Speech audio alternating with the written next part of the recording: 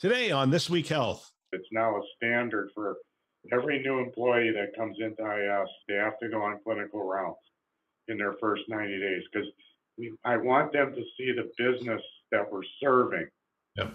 not the business we think we're running.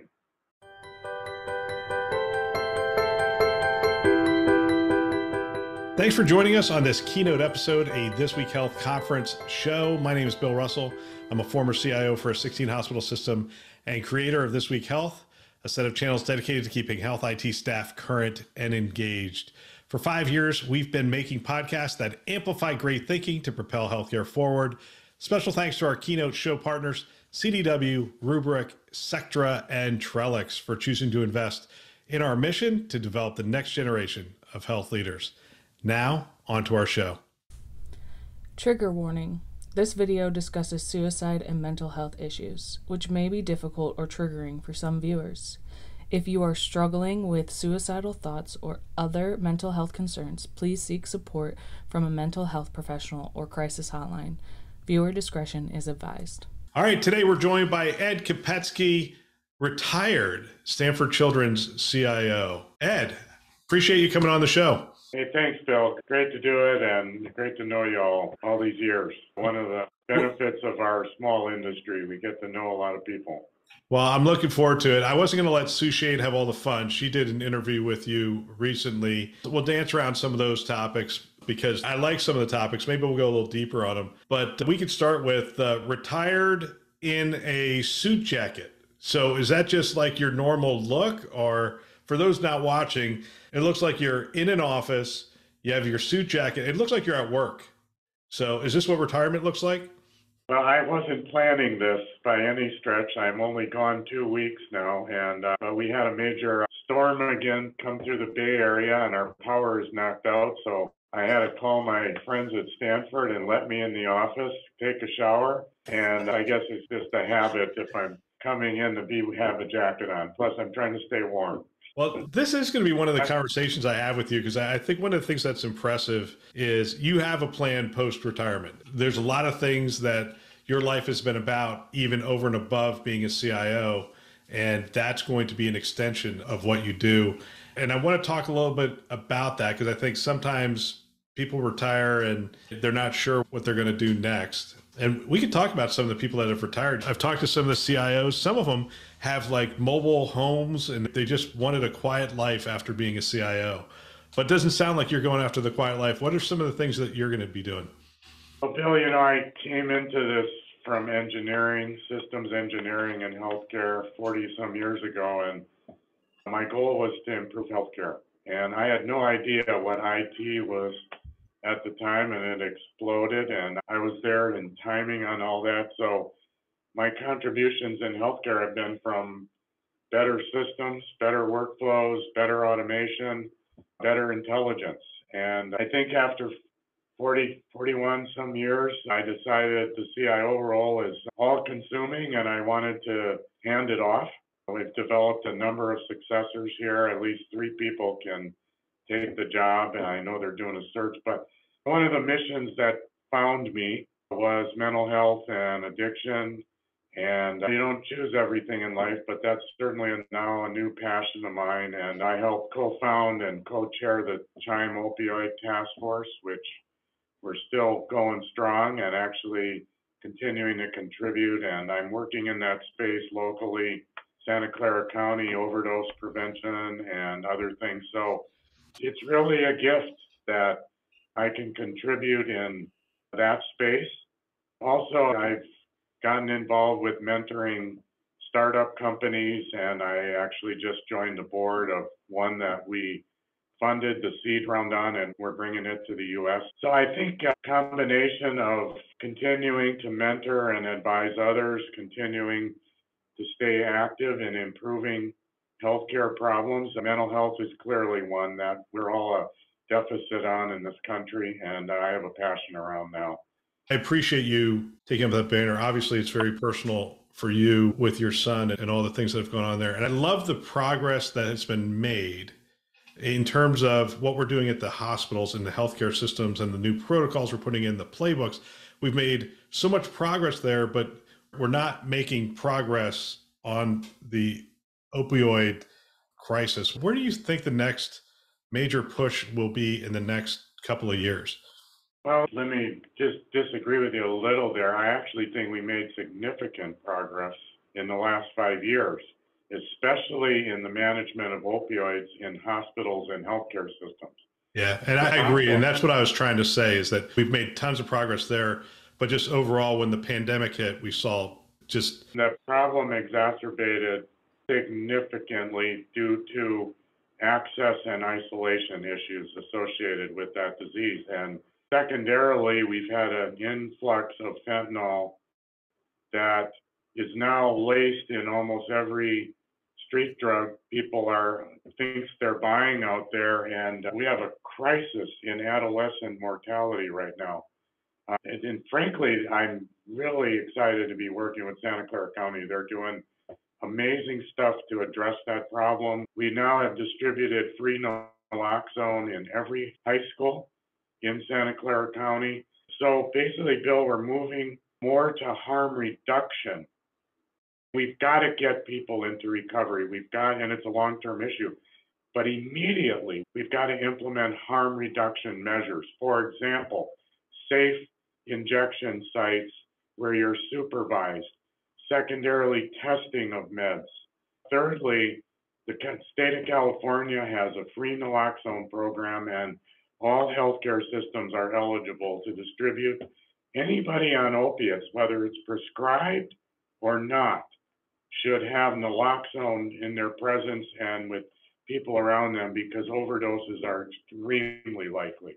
So that's how we're tackling it now, but there's serious policy issues that have to be addressed.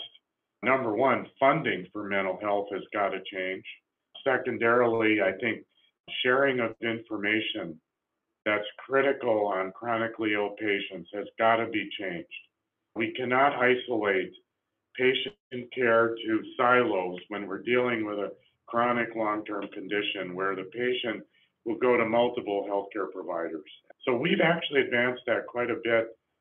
Even at Stanford Children's, Bill, I'm a sponsor. I've gotten others to sponsor. We have a teen van that goes out and serves us and underserved children. And I've been on it multiple times. It's alarming how many people are out there without homes, without shelter, without food. And we are a lifeline now for those patients. We will connect them with needed services. We'll even transport them. But we go around to very high-risk communities and just watch the kids coming out of the woods or out of the schools. They're coming because they know we're there to help. And we don't charge a penny. It's all donor-sponsored, but we really have serious issues in our communities here. Yeah, I love the work that the task force has done on the playbooks, and I love the work that we've done in the health systems to reduce the access to those drugs, overprescribing them and the access. And I think we've done a lot in that healthcare. What you're describing is really us going outside of our four walls now. It's really engaging the community. It's engaging our policymakers. It's engaging. Is that something that you're encouraging CIOs to look at as part of their work, or identifying a team of people that's going to do that for a health system? Yes, definitely. And frankly, I'm carrying on that mission with Stanford Children's. I was just on a call that I orchestrated between Santa Clara County experts and Stanford pediatric specialists yesterday to develop an addiction clinic for teenagers at Stanford. They've had one at Santa Clara County for 2 years. It's extremely successful. And we live in an area where we need to do this. The problem is everywhere. So we're learning from those that are advancing. And yeah, Bill, it takes more than just providing a care treatment center. You've got to draw the people in. You've got to encourage the community to refer people. The other thing we got to do is change the stigma. And I've been an advocate on that. I've had a couple podcasts on that. The stigma around mental health and addiction is holding us back.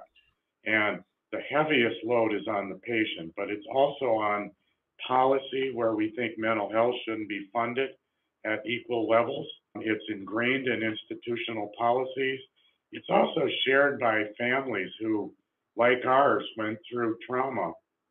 And we were carrying a lot of uncertainty and guilt for years until we opened up about it. So I'd say, Bill, we got to change the rhetoric. We got to change the dialogue to where this is a acceptable illness that people have. And my God, it's like 1 in 3 almost now. It's coming out more as we talk about it.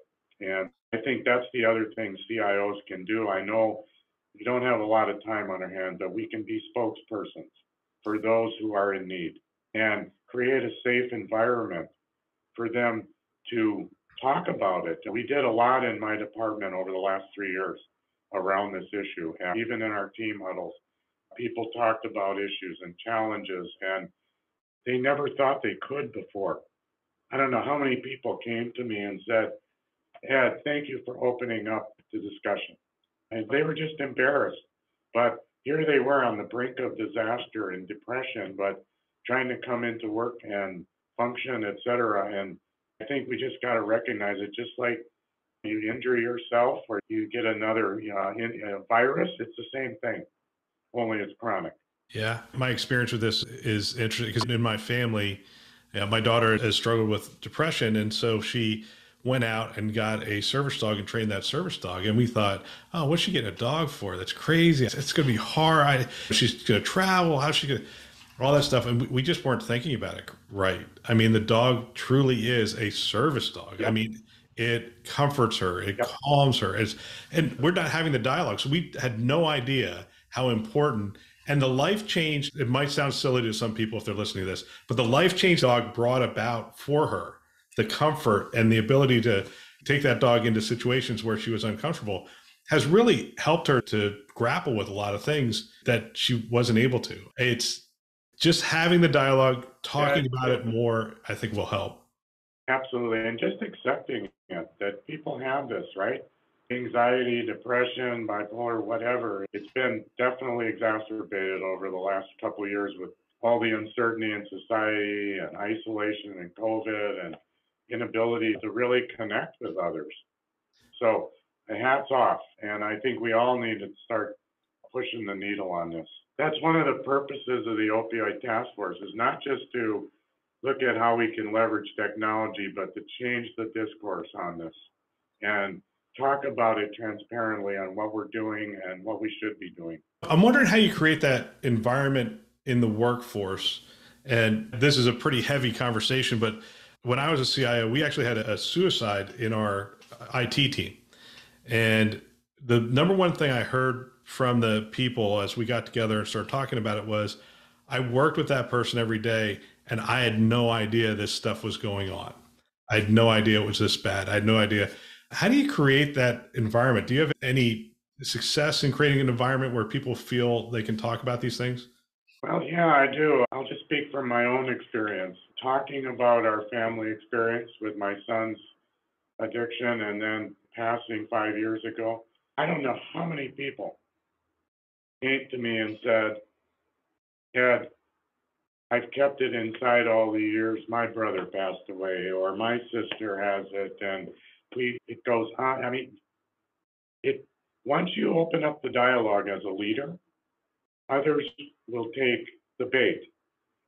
Secondly, we have a lean management system here at Packard and IS, and that involves daily huddles with tiered huddling all the way up 10 minutes every day with all the executives. And on our huddles, on our team huddles in IS, we started bringing up mental health topics and opening up the dialogue. People felt safe to do it, and others want to help each other. Like you said, people didn't know about it all these years, right? We had a similar issue. Someone relapsed. One of the most intelligent Microsoft engineers we've ever had.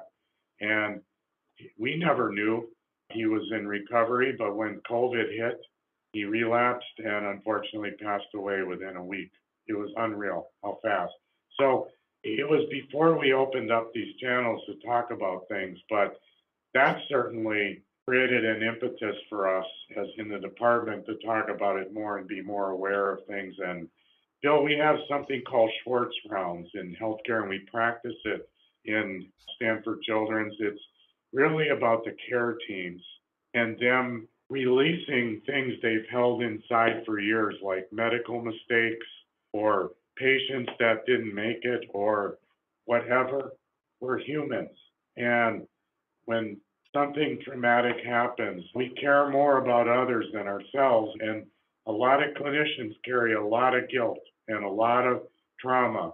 And Schwartz rounds is an opportunity to open that up in a group setting.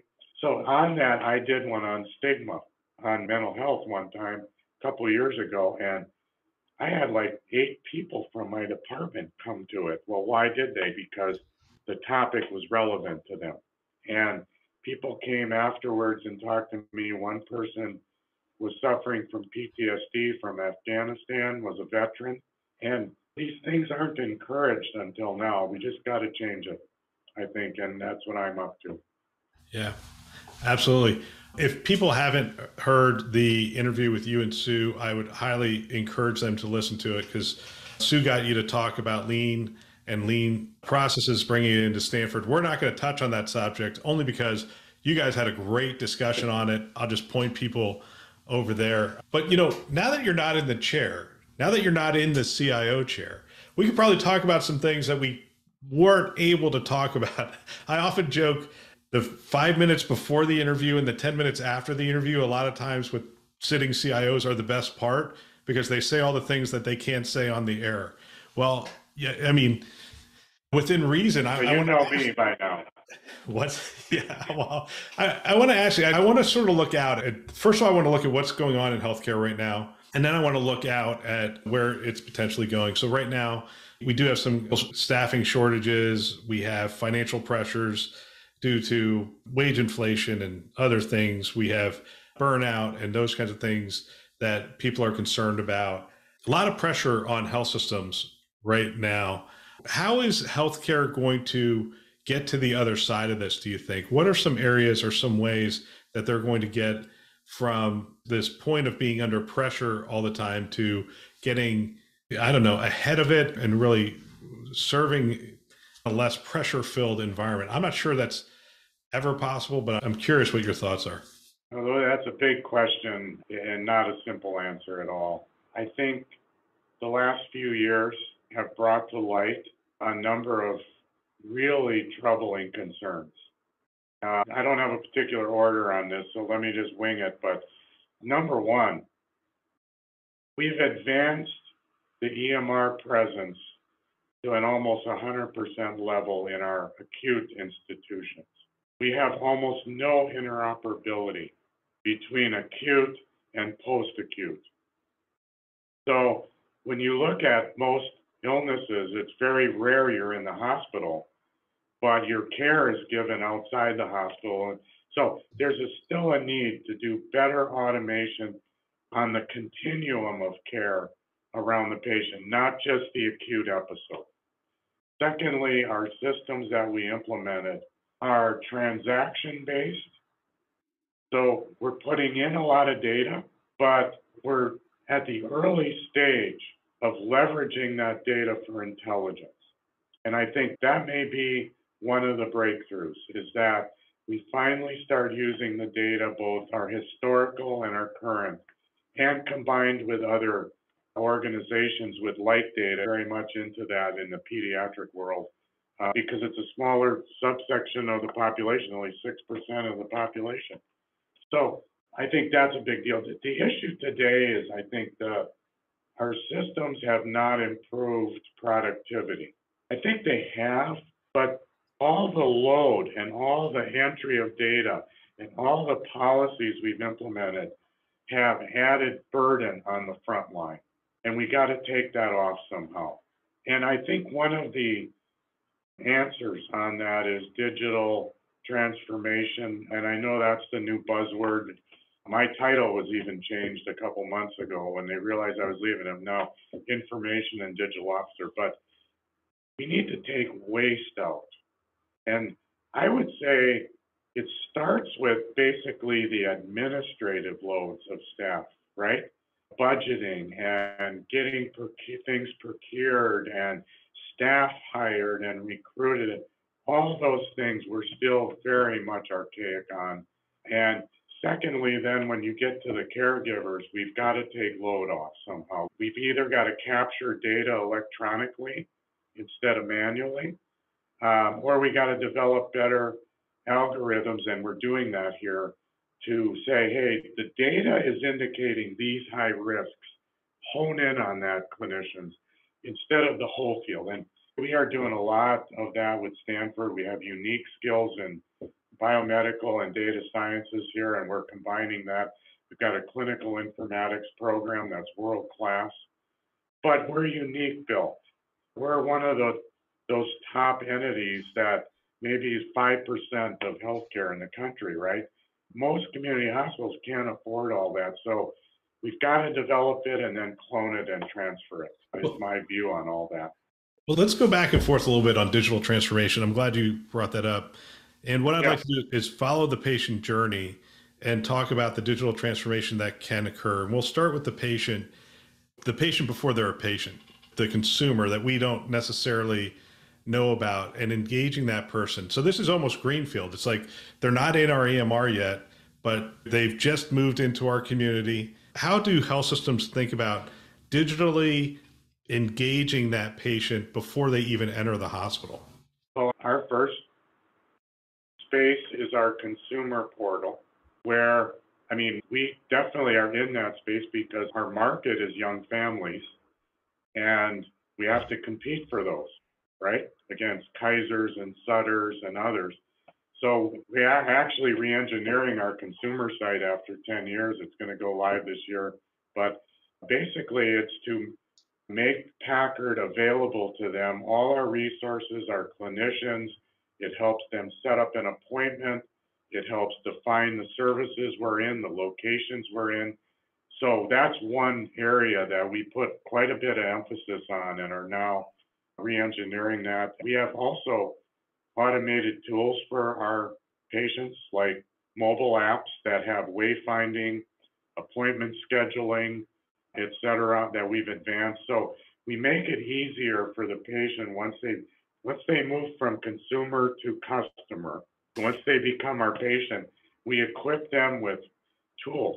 MyChart, we have a mobile app that's out there for free. And so when they come on site, they can do wayfinding to find the location of their clinic, et cetera, et cetera.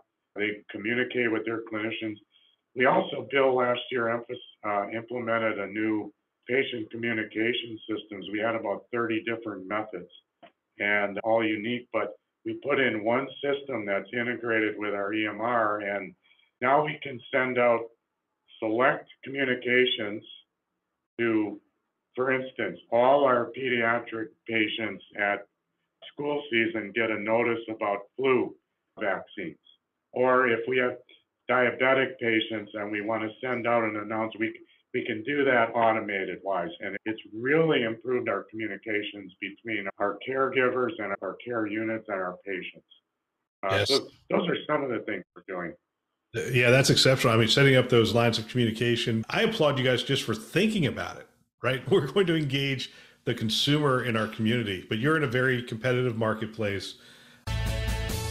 All right, we'll get back to our show in just a minute. We're excited. We have a great webinar for you in May, on May 4th at 1 o'clock Eastern Time.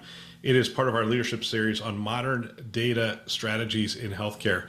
In this webinar, we're going to explore data-driven approaches to healthcare and how they can improve patient outcomes, increase efficiency, and reduce costs, which are also critical at this time in this juncture in healthcare. Our expert speakers will explore data governance, analytic strategies, anything that can help healthcare providers gain actionable insights from healthcare data. We would love to have you there, and we're excited about it. You can register on our website. Just hit the leadership series, Modern Data Strategies. It's going to be in the top right-hand corner of our website, thisweekhealth.com. You can discover how we are going to use data to be more efficient, effective in the modern healthcare system. We'd love to have you join us. Again, hit the website, thisweekhealth.com, top right-hand corner. Sign up today. Hope to see you there. Now, back to the show. Let's move into the acute care center for a minute. I love talking to children's hospitals because you guys have the coolest buildings and the coolest stuff. What are some of the digital tools that you've implemented inside the acute care center for patients and their families? Yeah, well, that's a great time. It's just, we, in 2017, we tripled the size of our hospital. We are only 31 years old, and we're now top 10 in the country 3 years in a row. And we expanded our acute building 200% in 2017. We put 23 new technologies in that facility. And I won't go through them all, but some of the highlights were RTLS. And we created a standard with the adult hospital because we're very connected and physically, but we're separate in care. But we share emergency room and supply chain and other things. So we had to create one standard for real-time location services. We track all our assets, like our biomed equipment, et cetera, and it's really cut down on lost equipment, time to find critical equipment when you're treating patients. We also can track our staff. We can track any asset, and we never refer to our people as assets, but they're our greatest assets. But on our badges, our tracking devices, and when we can turn it on to see how long they've spent in the patient room, did they respond in an appropriate manner? So that was a big advance. Another thing we created on our own was a little, looks like a little iPad, but it sits outside on the wall of every patient room, and critical indicators like diet restrictions, tests needed are on that board. So when nurses walk down the floor, they can see that patient is in need of a follow-up right now, or they're coming up, and then, so it was like a decision support tool, but a visual aid. Instead of having to go to the computer and look up every patient individually, while they're doing the rounds, it's already giving them advice. So those were a couple of the cool things we did. Another thing that we implemented, where we were one of the first to develop telesurgery. And in our ORs, we now video in high-level specialists from around the country, like at Texas Children's, and they consult during the surgery on the patient. So instead of flying that physician out here with 4 hours of flight time and everything else, we can save their time and video them in, and they're doing literally consults to our surgeons live during our surgery. So one of the things, Bill, here we advanced a long time ago was integration of biomed. We were like one of 5% of the hospitals in the country when we did it, and it has been such a boom for us. We're the highest acuity children's hospital in the country, and to have the clinical technology secured and fully integrated with our EMR and real time is a major advance. And I don't know why we don't do it across the country in every hospital. Because, I mean, as you were saying that, I was thinking you might still be in the top 5%. I mean, that is so expensive. We're in the top 10. I already know the numbers. I know, but it's so expensive to do. I remember looking at it going, oh my gosh, we have so many biomed devices across 16 hospitals, and we weren't really standardized across 16 hospitals. And there was just so many aspects of it. I'm like, okay, why don't we just start over and set standards and buy all this equipment? And I think we ended up setting a program up, but it was going to be like a 5-year program to replace all the equipment, like just one line of that equipment. And it was just very expensive. I want to take you one step further though on the digital transformation. And this one's a little harder. This is the post-acute. And we talked about this. You have high acuity care for children. You're going to see them for probably many years, potentially. And you're going to have a lot of touch points remotely and whatnot. What's some of the digital transformation either that you see or you would like to see in that post-acute care continuum? Well, I'll give you an example, and I'll highlight an advance we did here.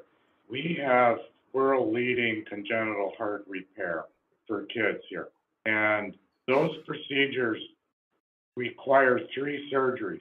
And our patients we're on a national referral level, so they don't stay necessarily local.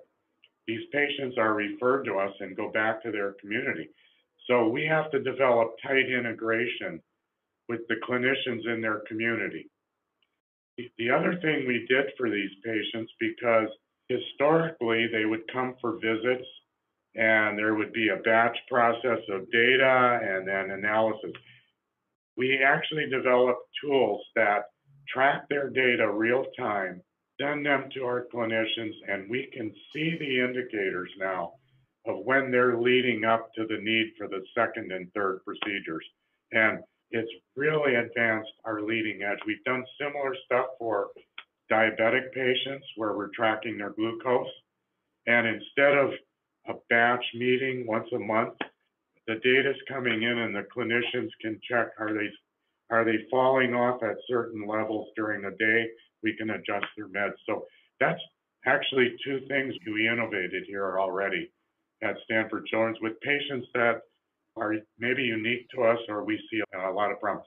We've done similar things in bilirubin and stuff in the NICUs on predicting how much radiation people need, and kids are super sensitive, so the lower doses you have, the better. And so we're doing a lot with the data, but we're not waiting for traditional methods of reporting. We're building automation, data automation tools and capture tools so that our clinicians can be ahead of the patient. And there's so much variability when you leave it on the patient to self-report, dealing with a lot of different levels and of education level, coach levels, et cetera, et cetera. So this just creates extension tools for us. And it allows our patients, again, to stay connected with data flowing in that we can act on, actionable data. I'm going to go larger on your career here. As you look over your career, you've seen a lot. So you've been around when the EHRs were just coming in, I would imagine. Is that pretty accurate? Yeah, I cut my teeth in the VA when we first developed DHCP, and then I went to the private sector, and that was before EMRs were out there. So yeah, I've seen a lot, quite frankly. Well, how do you talk to me about longevity? Because the CIO role was very difficult for me. I mean, I joke that I was never at a loss to find someone in the health system that wanted to tell me how bad I was at my job. It's because a lot of stuff gets dumped on our plate. It's like the documentation. They're like, why do we have to document so much? I'm like, well, it's regulatory. I didn't come up with it, but yes, we can look at maybe there are some things in this that somehow was not implemented correctly.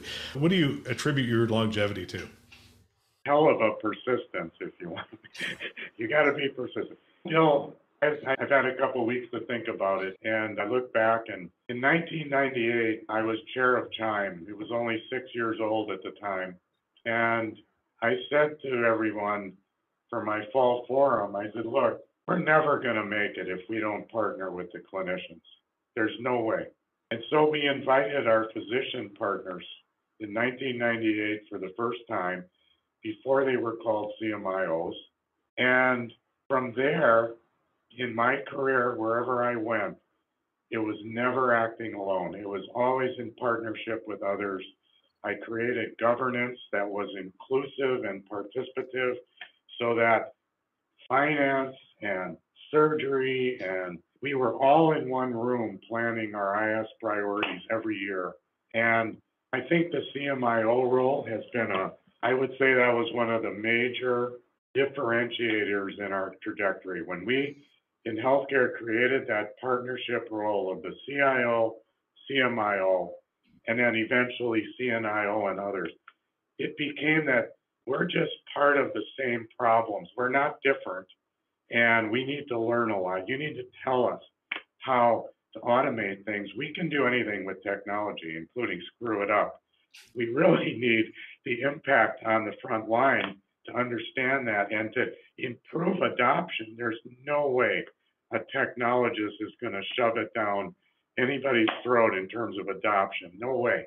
I don't care what the rules are. It's all about clinicians saying this is what we need, and we partner with them to develop it. I think strategic partnerships and collaboration are the answer, not being an expert. Being an expert with technology, partnerships, you're innovating the business. Well, it's interesting because we now have CIOs that have the MD credentials, and quite a few and growing. Yeah, quite a few. But I still think that advice is valid for them because it's not about them being the expert. It's about them being able to rally people, get people to the table, put the right governance and structure together, even the lean stuff you talk about, getting people involved in the ongoing improvement culture, if you will, of making things better on a daily basis. Right. And Bill, that's one of the reasons when I came here, I changed our name from IT to Information Services. I felt extremely strong. I went out on clinical rounds and I saw the problem. We were buried behind computer terminals, and 50% of our cows were dysfunctional the day I rounded. And I went, what's going on here? Right? Yeah. We were very proud, but the basics were broke. And so we turned it around. We changed our name to Services, and every person in IS that year went on clinical rounds. It's now a standard for every new employee that comes into IS. They have to go on clinical rounds in their first 90 days because I want them to see the business that we're serving, Yep. not the business we think we're running. Well, I'm curious. It's very different. I'm curious about lean, because lean has this whole concept of Gemba and being there and rounding and that kind of stuff. So we've gone remote. A lot of organizations have gone remote. How do you keep that going? How do you maintain that? Hard. It's very hard. And it kind of broke down because when you can't come on site, you don't really know what's going on. And secondly, you lose your relationships.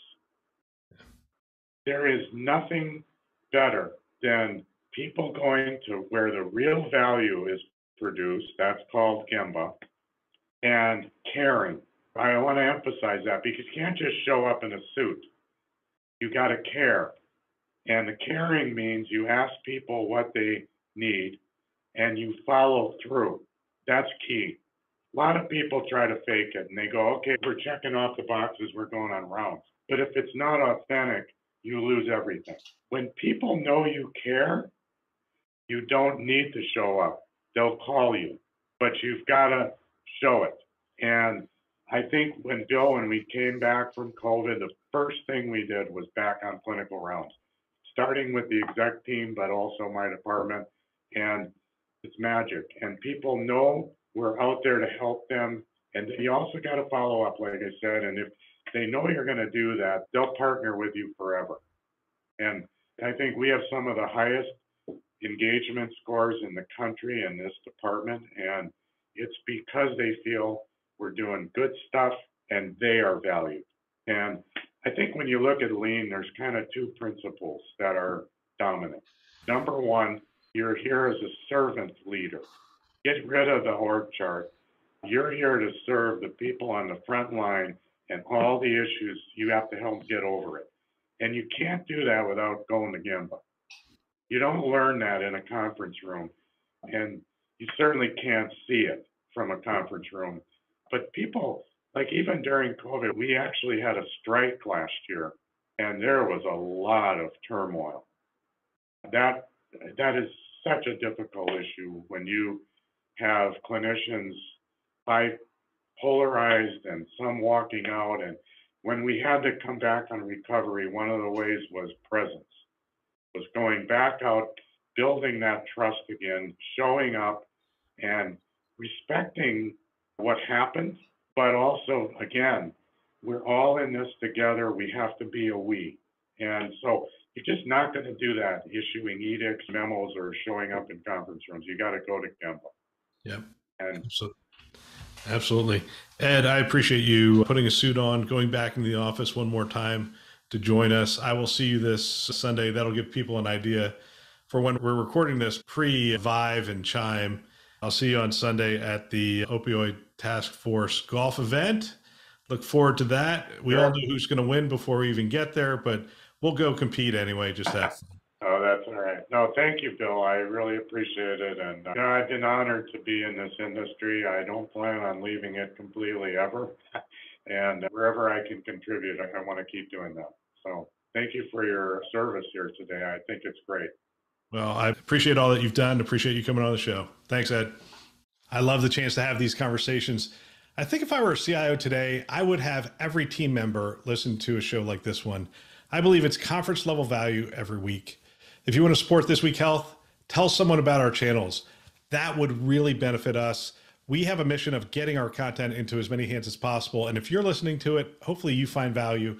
And if you could tell somebody else about it, it helps us to achieve our mission. We have 2 channels. We have the conference channel, which you're listening to, and This Week Health Newsroom. Check them out today. You can find them wherever you listen to podcasts, Apple, Google, Overcast. You get the picture. We are everywhere. We want to thank our Keynote partners, CDW, Rubrik, Sectra, and Trellix, who invest in our mission to develop the next generation of health leaders. Thanks for listening. That's all for now.